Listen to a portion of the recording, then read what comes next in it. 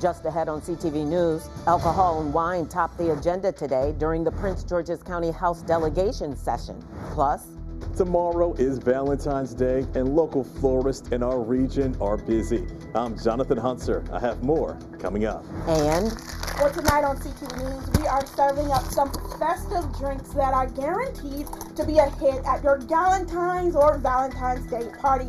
I'm Katara Jones with Danielle from Beyond Happy Hour. We'll have those drinks coming up on CTV News. Those stories and more on CTV News starting now.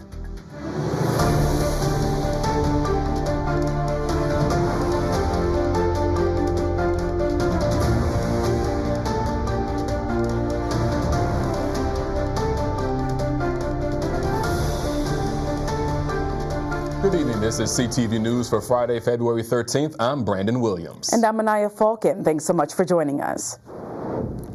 Public safety and alcohol regulations was the focus with the Prince George's County House delegation today. Officials discussed methods to reduce crimes like retail theft and reviewed several local bills dealing with alcoholic beverages. One bill will remove requirement that some applicants from alcohol licenses be registered voters. Another would lift the cap on the number of wine festival licenses issued each year. What we're doing is we're making sure that there are no restrictions on park and planning or others that want to have a wine festival in Prince George's County. Now, there are parameters.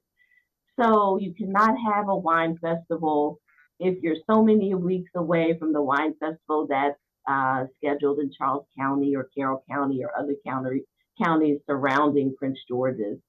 So, you know, but you always have to go to the alcohol folks to make sure, you know, they're the ones that actually issue the license.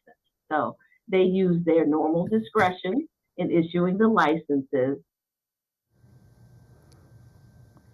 And Delegate Tiffany Alston says this is going to be a good move as there are several historic venues that want to host wine festivals, and it's time to repeal restrictions only set for District 24. And one of the most powerful caucuses in the Maryland General Assembly gathered in Annapolis yesterday. The Legislative Black Caucus of Maryland unveiled its priorities for 2026. The group's agenda focuses on 5 key areas like health and environmental justice, education, public safety, economic empowerment, and housing justice and civil rights. The caucus is backing House Bill 409, known as the Youth Charging Reform Act. The measure, if passed, would expand the jurisdiction of the juvenile court by repealing and altering existing statutory expectations to the court. We know that children are processed much faster if they're charged as a juvenile than if they're charged as an adult. And quite frankly, for a child to be in restrictive housing for 900 days is inhumane. And quite frankly, we as legislators have the duty of oversight. And there are 22 bills on the group's agenda. After a 16-year-old was charged as an adult in the Wooten High School shooting, the Maryland House Judiciary Committee is considering a bill that will change the conditions that automatically charge juveniles as adults for certain crimes. It's called the Youth Charging Reform Act. It would do away with charging 14 and 15-year-olds as adults, whose cases would instead start in juvenile court. For teens aged 16 or 17, crimes that would land them in adult court will be knocked down to categories of rape, murder, or carjacking. Proponents of the bill say it will be a more just approach to crimes committed by teens. And the Maryland General Assembly sent legislation to Governor Wes Moore's desk on Thursday prohibiting formal agreements with ICE. It's the first bill to pass the legislature in this session. It's an emergency bill that will take effect immediately once Governor Moore signs it. The House of Delegates and the State Senate passed each other's identical bills on Thursday. And Governor Wes Moore's affordable housing push is now taking aim at local zoning laws across Maryland. Part of the governor's 2026 housing package is House Bill 239, the Starter and Silver Homes Act, aims to tackle Maryland's housing shortage by limiting strict local zoning rules. The measure would allow smaller lot sizes, reduce setback requirements, and stop local governments from banning certain housing types like townhomes in some single-family neighborhoods. But local officials across the state say they want changes, pushing for amendments that protect local planning authority while still addressing affordability. I'd like to see a piece of amendment that recognizes jurisdictions like ours that are already achieving affordability. On page 8, after line 26, we would like to add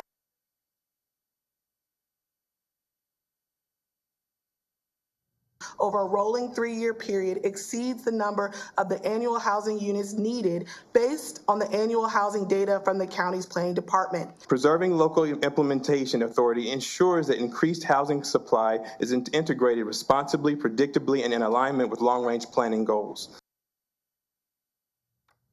And if the Starter and Silver Homes Act is passed, it will go into effect on October 1st. And Maryland lawmakers are considering a bill that would end a tax break for prescription drug ads and use the money to protect health coverage. The House Ways and Means Committee held a hearing on House Bill 484. The bill would eliminate a state tax deduction for direct-to-consumer pharmaceutical advertising. Supporters say it could generate tens of millions of dollars annually. The audience is really swell. The little pill with the great big story to tell. I can't get that thing out of my head because they spend so much money on having that run over and over and over again. All right? So that's where the money is going, and I'm saying it should be reinvested into the community, into Maryland, so that the pricing of pharmaceuticals is more affordable so people don't have to make the choice between paying their rent, buying their food, or getting their life-saving medication. And the bill comes as some Marylanders could face coverage losses due to federal policy changes.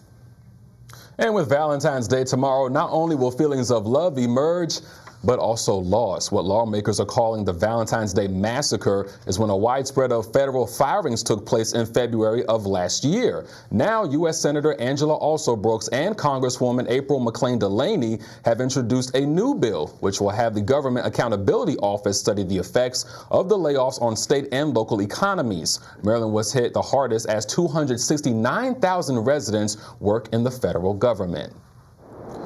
The Buddhist monks who started their walk for peace and mindfulness ended their journey in Annapolis yesterday morning. They were bused to the state's capital and walked the final mile from Navy Marine Corps Memorial Stadium to the State House. A crowd of 10 to 12,000 people were present to greet the monks. Once inside the chambers of the State House, they were presented with a proclamation. But before they departed back to Texas, they wanted to make sure everyone remembered the goal of why they embarked on this 2,300-mile journey. And this is something that is very special moment that you, as a Maryland state, treating us as a walk for peace venerable monks. We are very grateful and honored to be here this morning.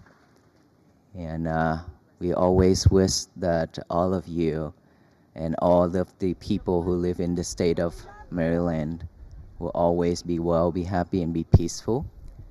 And that everyone will practicing mindfulness to bring peace to their own, to themselves, and supporting each other to have peace for this state, for this nation, and the world. And you're watching CTV News. I'm Anaya Falcon. And I'm Brandon Williams. Still to come, students at a local high school walked out of class this morning. We give you the latest details on their protest. Plus, a familiar face is running to represent District 25 in the State House of Delegates. We have more after the break.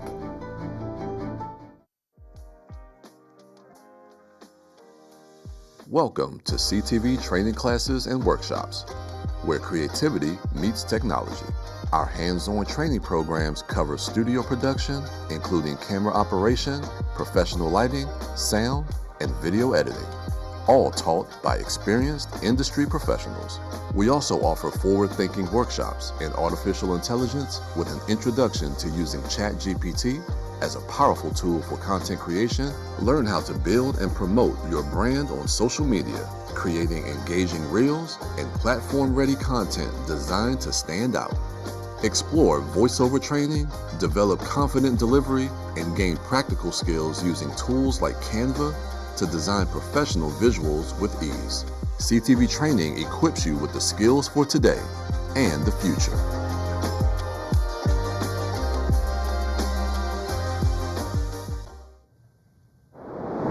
Welcome back. This morning, students at Bowie High School walked out of class to make their voices heard, joining a group of other county schools who held anti-ICE protests within the past few weeks. It was organized by the school's Student Government Association and the Invisible Bowie organization, who helped ensure student safety. One of the student organizers, Ms. Jaleel Cordine, shared with CTV News that she, quote, wanted to create a space where students could come together and say clearly and peacefully that this issue matters to us and that our voices deserve to be heard. And we have an update on that fatal shooting that took place in Hyattsville on Tuesday night. A suspect has been arrested and is now in custody. 39-year-old Jaleel Jackson is charged with the first-degree murder of 33-year-old Christopher Hall. The shooting happened at the 3300 block of 52nd Avenue, according to the investigation. Jackson and Hall were co-workers at the business where the shooting happened. They got into a dispute, and then Jackson shot him. Hall later died at the hospital. And the University of Maryland will soon be opening a new graduate housing complex on campus. But some students are concerned they may not be able to afford it. On your screen is images of Dream House, a 465-unit building that plans to house about 740 graduate students. Some students are concerned about the complex's rent, hoping they won't be, quote, priced out of their graduate assistant stipend. According to the Department of Resident Life, all fees and utilities will be included in the rent, which will offer students, quote, the ability to have a predictable monthly budget. And a first of its kind move to cut energy costs for low-income Marylanders is now locked in, but the savings won't arrive overnight. State regulators say discounted gas and electric rates will begin by January 1st, 2027, automatically lowering bills for many households already enrolled in energy assistance. The Maryland Public Service Commission says the goal is to cap energy costs at about 6% of a family's income, easing pressure as utility prices rise. Advocates call the plan groundbreaking, though regulators are still deciding how utilities and other ratepayers will share the cost. And an environmental justice advocate kicked off his campaign yesterday for Maryland State Delegate in District 25. Antoine Thompson currently serves as the CEO and Executive Director of the Greater Washington Region Clean Cities Coalition. He previously served as a Buffalo City Council member and New York State Senator. His campaign is focused on clean energy, affordable housing, supporting small businesses, and expanding economic opportunity. Right now, many people are concerned about affordability. They're concerned about their safety. They're concerned about the future of their loved ones as well. We need a strong, decisive leader that can turn promises into results.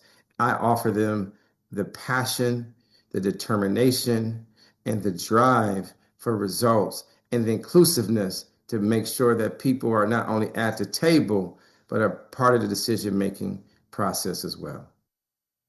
And the primary election is scheduled for June 23rd of this year.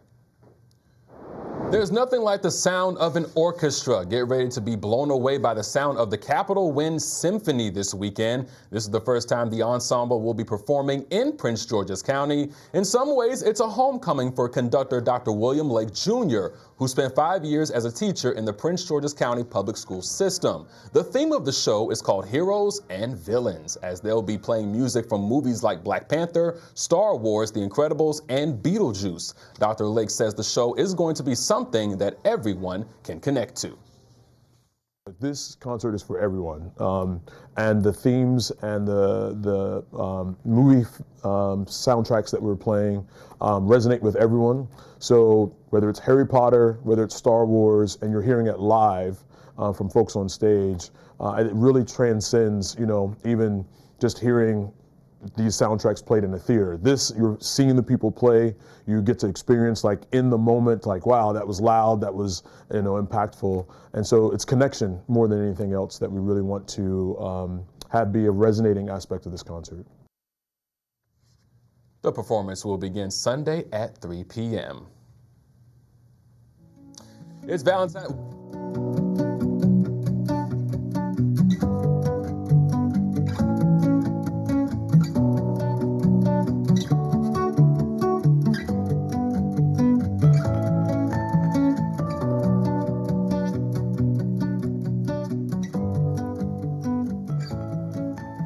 It's Valentine's Day weekend, ready to fall head over paws for a new best friend.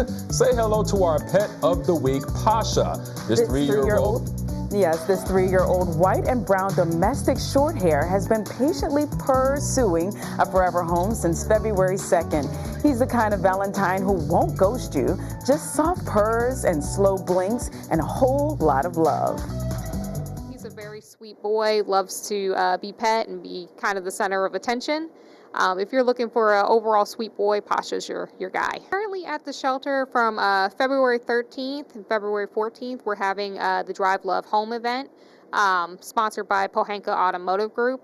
If you come in to adopt a dog, all adoption fees are waived, and you'll also go home with a goodie bag from Pohanka as well. If you're ready to let a new friend perfectly complete your family, Pasha and all his shelter buddies are waiting to claw their way into your heart. Just call Animal Services at 301-780-7200. And remember, sometimes love starts with a little shy meow, but it grows into a lifetime of purrs. Isn't that sweet? Yes. And still to come on CTV News, love is in the air, and we are here to help you prepare for the big day. From picking the perfect flowers to making those special drinks, we have everything you need to please your lucky Valentine, so don't miss it. Not getting what you want out of ChatGPT? In this hands-on workshop, you'll learn how to ask better questions, get smarter answers, and use ChatGPT to save time, spark ideas, and work faster. Whether you're a professional, creator, or just curious, this class will show you real-world ways to use AI today. Join us and turn ChatGPT from a curiosity into one of the most powerful tools. Classes start March 2nd. We know Valentine's Day is tomorrow, but we can't forget about Friday the 13th. So Krispy Kreme Donuts is giving you a taste of both. Introducing their Lucky in Love coupon of the day, where random customers can win 13,000 free original glazed donuts. Guests will be able to redeem them with any purchase over the next 13 days, starting on Sunday, February 15th. The company also showcased their Valentine's Day box, which includes 4 special donuts: I Love You Chocolat, Teddy Bear Cookies and Cream, your berry sweet and sprinkled with love. And Valentine's Day is the busiest day of the year for florists, with so many people heading to the store to buy flowers for their significant other. And our Jonathan Hunter spoke to one florist who has details on what you need to know ahead of the big holiday. Mark Gould came to Mayor's Florist to purchase a nice bouquet of flowers for his wife. You know, it's a commercial holiday, but it just motivates you to, like I said before, just to do something to express your appreciation other than just saying thank you. Gould was not alone. As the day went on, more and more people came in to purchase flowers for their special someone. Kim Mayer Wharton is the owner and says they've been very busy. We have over 3,000 roses that have come in.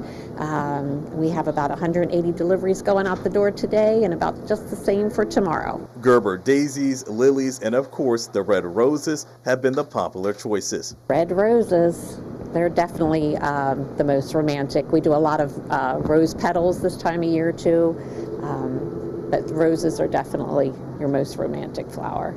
And if you're a woman and you want to do something nice for your man, don't be afraid to get him some flowers. We do quite a few, more masculine type arrangements. And like I said, we also have balloons, we have the chocolates, so we have a lot of different add-ons too. For Gould, he has a plan in place to surprise his special lady.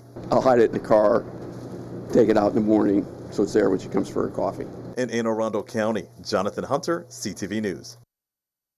Thanks, Jonathan. That story really got me in the Valentine spirit. I love it. I'm sure it did, yeah. We wanted to give you an interesting Valentine's Day fact. Abolitionist Frederick Douglass never knew his actual birthday because he was a slave.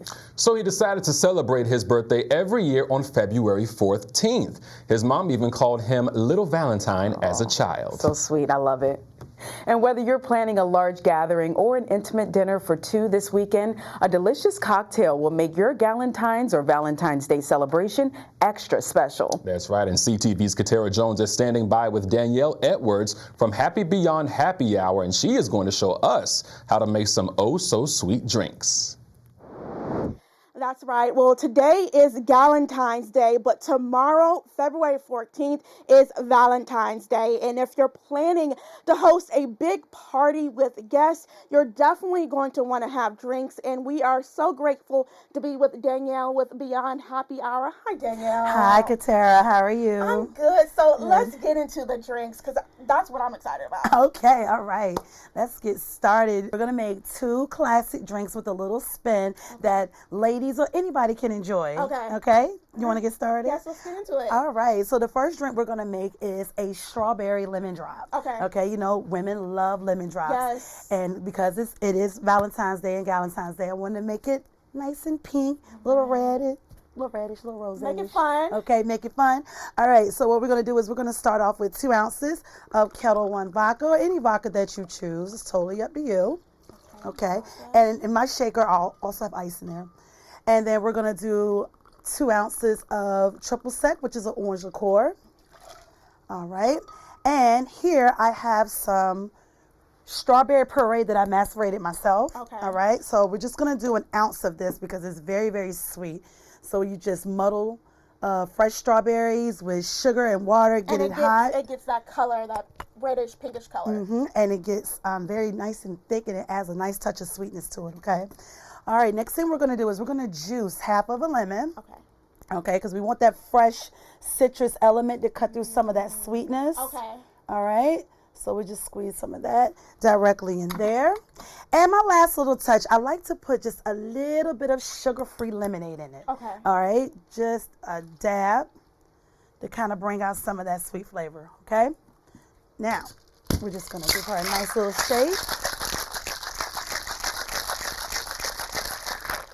And we're going to strain her into a martini and tell glass. us why it's good to strain your drink. Well, martinis are typically not served with ice. They're served Okay. chilled. So this is called a chilled drink. All right. So you got it nice and cold, Okay. serve it over ice, and then when we actually drink the cocktail or hand it to someone, we hold it by the stem because the heat from your hand will warm the glass up and warm your drink up. Okay. Oh, that's a little nice pro tip. Yes, a little pro tip. There you go. All right. So here I'm going to garnish it with a lemon wheel. Okay. And one of these big, beautiful strawberries. Love it. Gotta have one for Gotta have a Valentine's Day. strawberry, yes. Okay, so the next drink we're making is a mango pineapple peach rum punch. Oh, okay. Yes, I know there's a lot going on there, right? Okay, so what we're gonna do is we're gonna start with 2 ounces of rum. Okay. I'm using Bacardi Superior, which is a clear rum. All right, we're gonna use about 1.5 ounces of peach schnapps. Drop her on in there. I'm going to use about a 1/2 ounce of grenadine, which is a pomegranate syrup. Yes. It's going to give it that nice little red coloring. And the last thing we're going to use is some mango pineapple orange juice. And I love that these ingredients you can just get at your local grocery You store. can get them at your local grocery store. And we're going to garnish this with an orange wheel with 2 cherries on it with the cute little conversation Love pic. it. That's love. You remember these from school? You would Yes. get the hearts on Yes. Valentine's Day. Or like heart candy. Yes. Oh. So I thought these were really cute. Cheers, Danielle. Cheers. Cheers. Okay, I want to drink this. Now see. Yeah, that's it. That's it. This Yeah, is- and I can make this at home. Oh my gosh. Yes, you can. I will definitely give you the recipe. Well, thank you, Danielle. Thank Danielle you. with Beyond Happy Hour. Sending it back to you guys at the studio. And that was fun. For more details on Beyond Happy Hour's Galentine's Mixology and Chill event this weekend, visit beyondhappyhour.com. And for those of you without a Valentine and looking to spend the day getting some revenge, the Maryland Zoo has a special treat for you. For Valentine's Day, they are bringing back their Dollars for Dung fundraiser, where if you just donate $5, they will name a pile of poop after your ex. Last year, the zoo received donations from over 30 countries across the world and made nearly $10,000. So if you're looking to get even with your ex, you can sign up by visiting the website on your screen. And don't go away just yet. It's almost time for our Friday sports page. That's right. What you got for us today, Simon?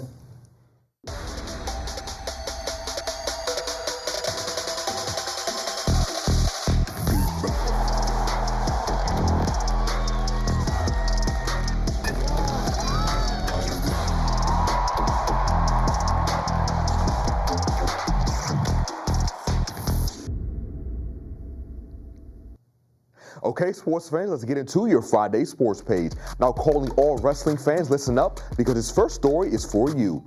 Now, there was a high-stakes match going on over at Siouxland High School last night as the Rams took on Annapolis High School in the Class 4A East regional semifinal round of the Dual Wrestling Championships. Now, a rough start to the match, falling behind very quickly as points given to the Panthers for moves like pins and matches ending early because of a technical fall had Siouxland down as much as 43-0 at one point. But soon after, the Rams began to show some signs of life, as Siouxland was able to get his opponent on the ground, and it was a wrap after that as he was able to pin the Panther and put 6 points on the board for his team. And now Siouxland was behind 43-6 on Annapolis. But the Rams fell short of their comeback as Annapolis continued to run up the score, and they lost the semifinal match 66-12. And sticking with high school sports, a bunch of basketball teams took the court last night. Starting with the girls, Fairmont Heights got another dub after taking down Potomac 43-31. CMIT South cruised to a 38-17 victory over Surrattsville. And finally, Frederick Douglass got their 11th win of the season after beating Friendly 76-32. There was tons of action on the boys' side too, as Bowie got a road win against Northwestern, winning 67-54. The Oxon Hill Clippers beat College Park Academy 81-53, and Crosson took care of business against the International High School at Largo, winning the ball game 28-8. Now to some news from the softball field. The Lady Terps softball season is in full swing. Now the team has a couple of new faces on the team this year, and one player in particular is looking to make a huge impact in her first year in College Park is infielder Caroline Fox. Fox was previously at North Carolina before transferring to Maryland, and head coach Lauren Korn touched on the skill and versatility that Fox brings to her team. I think for Caroline, she's going to be plugged in at second base to start with here. She has really great glove work, really good game IQ, takes really good angles on balls up the middle for us, and is able to make some plus plays that maybe in the past we just weren't quick enough to make.